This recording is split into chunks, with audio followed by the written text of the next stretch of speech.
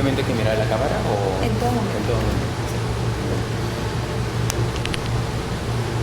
¿Cómo están? Bienvenidos a una nueva edición de Mesa UP. El día de ayer hemos celebrado el Día Mundial del Agua. Nosotros lo hemos vivido en medio de un corte de ese servicio hídrico importante. Sin embargo, lo que nosotros hemos vivido unos días lo viven millones de peruanos a diario. Para hablar sobre ese tema, cobertura de agua a nivel de Lima y provincia, vamos a conversar con Julio César Aguirre, él es profesor de Economía, investigador del Centro de Investigación de la Universidad del Pacífico. Además es coordinador del área de regulación, infraestructura y competencia. Y también con Rosario Gómez, ella es profesora de Economía e investigadora del Centro de Investigación de la Universidad del Pacífico y coordinadora del área de Economía de los Recursos Naturales y del Ambiente, a quien le damos la bienvenida. Muchas gracias por estar aquí con nosotros. Muchas gracias. Lo primero que tendríamos que preguntarles es cuál es la situación actual ya en términos de cobertura de agua en Lima y provincias. Muy buenas tardes. Es un momento importante para recordar y celebrar el Día Internacional del Agua y en ese contexto los momentos difíciles que vive nuestro país y que nos llama a reflexionar sobre el valor del agua, la importancia de invertir en este recurso para manejarlo de manera eficiente, sostenible y cómo las familias y la actividad económica están dependientes de este recurso. En ese contexto, a lo largo de los años, la cobertura para el acceso a agua potable efectivamente ha mejorado, ¿no? A nivel nacional tenemos una cobertura de más del 80% de hogares que tienen agua potable. Sin embargo, las diferencias regionales son significativamente heterogéneas. ¿Qué significa? Tenemos pues regiones en el país con apenas 33% de viviendas con acceso a agua potable.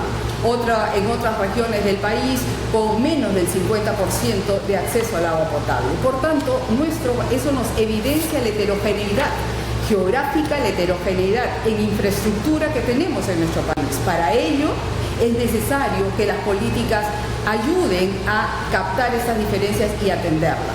Ahí, en esa línea, si vamos al área solo urbana, también encontramos que la cobertura es de más del 80%, alrededor del 85%, ¿no?, de cobertura de agua potable, pero también con grandes diferencias al interior de los diferentes departamentos. Y en Lima Metropolitana, las estadísticas del INEI y ENAJO indican una cobertura del 88%, pero nuevamente con grandes diferencias al interior de los variados distritos de nuestra región metropolitana. Eso nos llama a pensar en las oportunidades de inversión que tenemos para estos próximos años con una mirada distinta, con una mirada amplia de poder mejorar el bienestar humano de la población accediendo a este valioso recurso para atender necesidades básicas y también para poder asegurar el agua para las diferentes actividades económicas que mueven la economía de nuestro país. Entonces, en esa línea, oportunidad para un trabajo interinstitucional coordinado, oportunidades para inversiones sostenibles en los próximos años. Bueno, buenas tardes, en línea con lo que Rosario nos cuenta, nos explica, en materia de inversión en infraestructura de agua o de saneamiento, estudio de la Universidad del Pacífico para FIN, estimamos una brecha de infraestructura de 12.5 mil millones de dólares para el periodo 2016-2025. Estamos optimistas de que este nuevo gobierno, que tiene como tema principal el acceso del agua, la mayor cobertura a los ciudadanos, logre a buen puerto. Solamente complementando a lo de Rosario, aún tenemos lugares o regiones donde la continuidad del servicio es bajo. Nada más acá en Lima y el Callao, en las zonas más alejadas, la continuidad del servicio no excede las 6 horas, ¿no?, lo cual es perjudicial para los niños, para las madres en estado, sabiendo de que el agua es un recurso indispensable para el desarrollo humano. Por otra parte, es importante también considerar la investigación que en la Universidad del Pacífico hemos estado realizando en materia de servicios ecosistémicos. Los servicios ecosistémicos son los servicios que los activos naturales, llamémoslos ecosistemas, nos provee, y en específico una serie de trabajos realizados en conjunto en las dos áreas hemos identificado algunas resultados interesantes en materia de este tópico. Consideramos que es importante conservar las fuentes de agua, los servicios ecosistémicos de provisión de agua, y de repente también focalizar esfuerzos en recurrir o recordar las prácticas ancestrales, la recuperación de bofedales, las amunas. Son alternativas que hoy por hoy pueden ser utilizadas de tal manera de que en el tiempo podamos prevenir el tipo de efectos que el cambio climático está generando en nuestro país. Efectivamente, Julio, eso nos permite repensar que este momento difícil que vivimos, no podemos reorientar las políticas a poder considerar las inversiones en servicios ecosistémicos como inversiones que generen efectos multiplicadores y faciliten nuestra competitividad y el bienestar de la población. En esa línea, por ejemplo, trabajamos un proyecto de integración de servicios ecosistémicos en la planificación del desarrollo. Es decir, este momento que vive el país ayuda a ver cómo se pueden articular esfuerzos interinstitucionales, y en este proyecto que hicimos para Ecuador, Colombia y Ecuador, Colombia y Perú, veíamos justamente cómo acciones en temas de manejo de suelos, conservación de bosques podría mejorar atención de reducción de enfermedades, por ejemplo, ¿no? Habían funcionarios públicos en estos países que señalaban que no habían reconocido la vinculación entre bosque con enfermedades, por ejemplo, y su vinculación con el agua.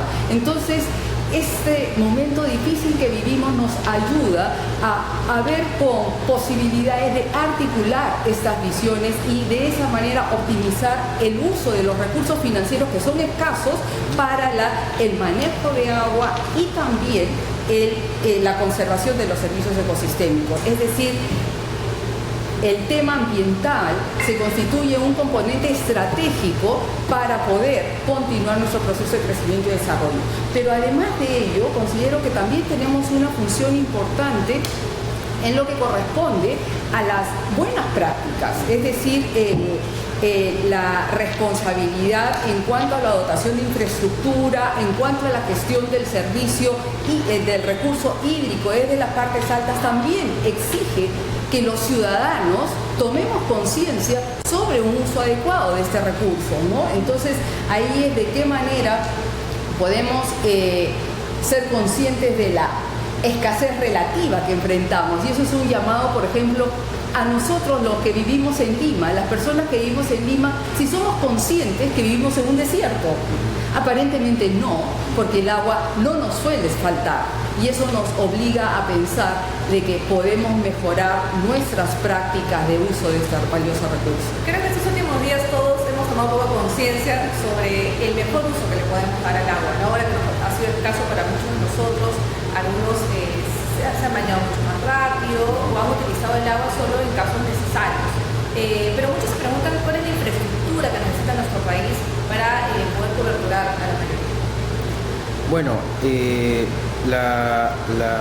el tema de la infraestructura está en función a que haya más cobertura, mayor redes de alcantarillado, en el caso de acceso a desagüe, plantas de tratamiento, ¿no? Que el agua que se usa pueda luego ser reusada previo a un proceso por parte de este tipo de tecnologías o equipos. Pero no podemos dejar de lado lo que decía Rosario, ¿no? La infraestructura verde es crucial si queremos ser sostenibles en el tiempo, y más aún con el tema del impacto por parte del cambio climático, ¿no? La conservación de bofedales, perdonen que lo mencioné otra vez, pero permite captura de carbono, regula la calidad del agua, regula aspectos hídricos. Entonces creo que esa combinatoria de infraestructura gris y verde es un elemento a considerar. Ahora, algo interesante es que a la vez que los ciudadanos estamos tomando conciencia, a la vez que los gobiernos regionales o autoridades han estado tomando conciencia, y fue lo que se desprendimos de este trabajo de investigación que hicimos con Rosario, también es satisfactorio conocer que del lado corporativo, del lado de las empresas, también hay una conciencia al respecto. Por un lado, ellos son conscientes de que el agua es un insumo para ellos y por lo tanto son conscientes que sus acciones también pueden generar efectos para otros agentes que utilizan el recurso. Pero por otro lado, el agua es un insumo también para sus procesos productivos y cada vez más mercados, por ejemplo en Europa, están interesados en demandar productos que hayan, o cultivos, por ejemplo el espárrago, que haya sido producido con un uso razonable, sostenible del recurso. Eso es bastante interesante porque al tomar conciencia cada vez más las empresas empiezan a pensar en cómo cambiar los procesos de uso del agua. La Autoridad Nacional del Agua, por ejemplo, ha lanzado su certificado azul para el cálculo de la huella hídrica y cada vez más hay grandes empresas interesadas en capturar o ganar ese efecto reputacional que les va a dar frente a los mercados el hecho de mostrarse como productores responsables y eficientes, ¿no? además, ¿no? Puedes hacer más o lo mismo con menos agua. Exactamente. Entonces eso es un cambio importante. Y volviendo a tener infraestructura que señalaba Julio, también es necesario tener presente que no basta la inversión en la infraestructura, sino también el mantenimiento de la infraestructura. En Lima se pierde un volumen importante de agua en las redes por falta de mantenimiento, ¿no? Entonces ahí se necesita pues una estrategia para poder contar con los recursos necesarios que garanticen que las redes habilitadas puedan mantenerse de manera continua. A ello se suma también que para poder invertir, para poder mantener las redes, necesitamos tarifas adecuadas, necesitamos reducir morosidad. Y ahí también tenemos que ser conscientes que tenemos que pagar por el agua, por un agua que es valiosa. No solamente ahora me baño en 3 minutos en vez de los 5 o 10, sino que tengo que estar dispuesto a pagar por ello, ¿no? Entonces, esos elementos de movilización de recursos financieros y mantenimiento continuo que garantice que la inversión hecha en la gran infraestructura funcione de manera óptima. Porque si no tengo la red, pero no pasa el agua, o no llega a las personas durante las 24 horas, ¿no? ¿Qué pasa con el tema de mantenimiento de agua, lo que tú comentabas? ¿Es un tema de gestión o es un tema de inversión o ambas cosas? Para mantenimiento tienes que colocar recursos para poder, digamos, revisar las redes y ajustarlas, ¿no? Entonces, y eso es algo continuo, es como un vehículo, ¿no? O sea, puedes pasarte 5 años sin mantener el carro, pero luego va a maltratarse, ¿no? No le diste mantenimiento, nunca no le revisaron el aceite, ese se te puede fundir el motor. Lo mismo pasa con las redes de agua y alcantarillado, ¿no? Necesitan, ANA, la Autoridad Nacional de Agua, estima que la eficiencia en agua botella entre 45 y 50% en Lima metropolitana, ¿no? Entonces aún hay un espacio muy grande para mejorar eficiencia en el uso de agua y superar el problema de la pérdida de agua en la red, ¿no?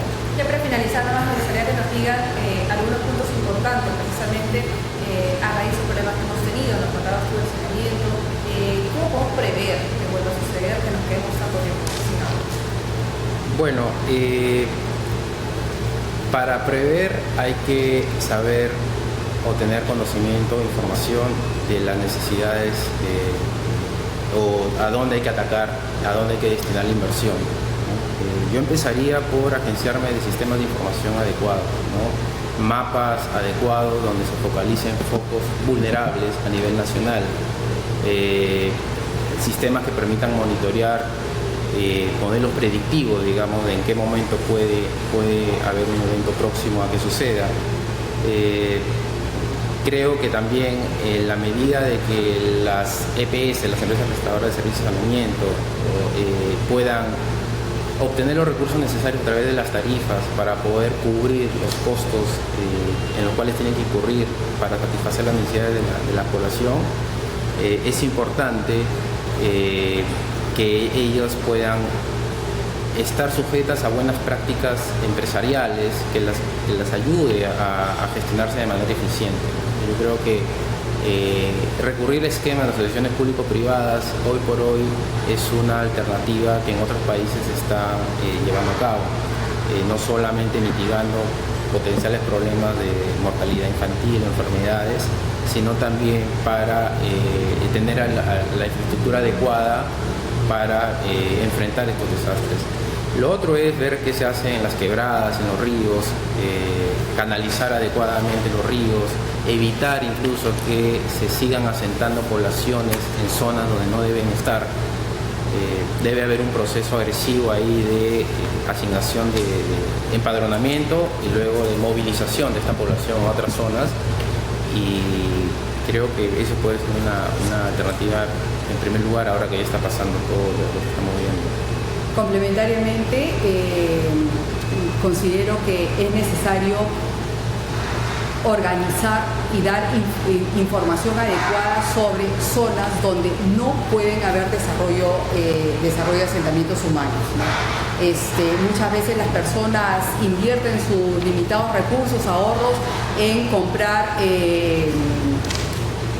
comprar terrenos en zonas que son de alto riesgo, y en esas zonas de alto riesgo no va a llegar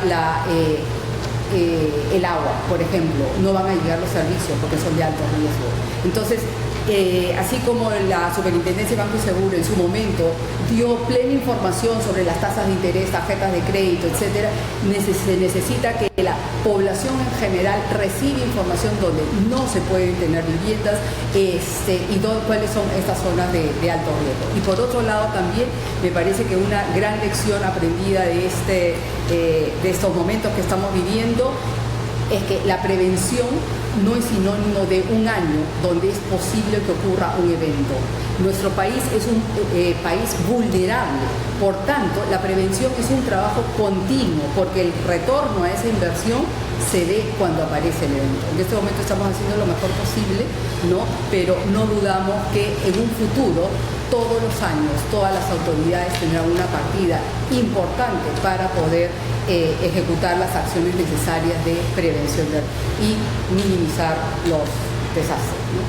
Muy bien, les agradecemos a ambos por haber participado de esta mesa. Hoy hemos hablado del acceso al agua con Julio César Aguirre, profesor de Economía e investigador de la Universidad del Pacífico, y Rosario Gómez, profesora de Economía e investigadora del Centro de Investigación de la Universidad del Pacífico. Muchas gracias. Muchísimas gracias. Nos vemos hasta luego.